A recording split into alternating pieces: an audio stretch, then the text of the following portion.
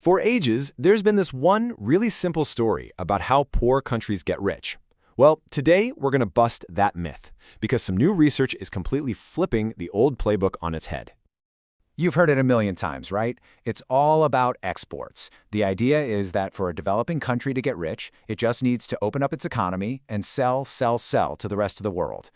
But is it really that simple? Okay, so let's start with trade's big promise. I mean, for a really long time, the answer seemed to be a huge yes. The whole economic playbook was basically built on this one idea. If you open up to trade, the money will just follow. And look, this wasn't some fringe idea. Starting back in the 80s, you had countries all over the world ditching their old protectionist policies and jumping on the open market bandwagon.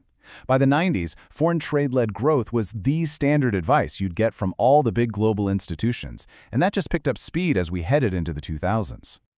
All right, so that brings us to the big puzzle here. Because when you actually look back at how this all played out, well, the story gets a lot more complicated.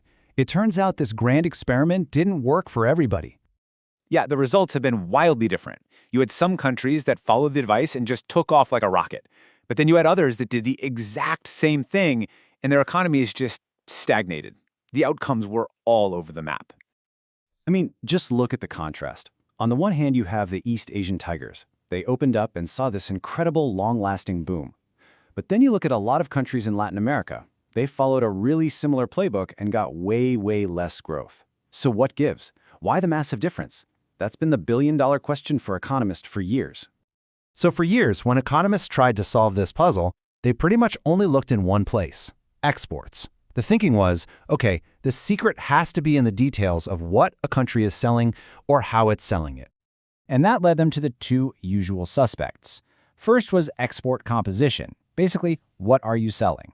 The idea here is that it's obviously better to export something high-tech, like electronics, than, just raw materials. The second suspect was export diversification, which is all about how many different things you sell. The logic is simple. Don't put all your eggs in one basket, right? For decades, these two ideas were the absolute bedrock of advice for developing countries.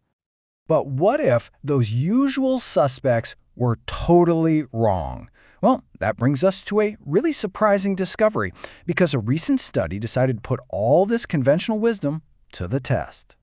So in 2021, a couple of economists, Carrasco and Tovar Garcia, published this big study where they just dug into the data to see if these old ideas actually held up under scrutiny. And this was no small-scale thing. They looked at a really diverse group of 19 developing countries. We're talking big players like Brazil, Mexico, India, Vietnam, and Turkey. And they crunched a ton of data. We're talking 26 years' worth for every single country, stretching all the way from 1990 to 2016. So what was the big conclusion after all that work? Well, this is the bombshell.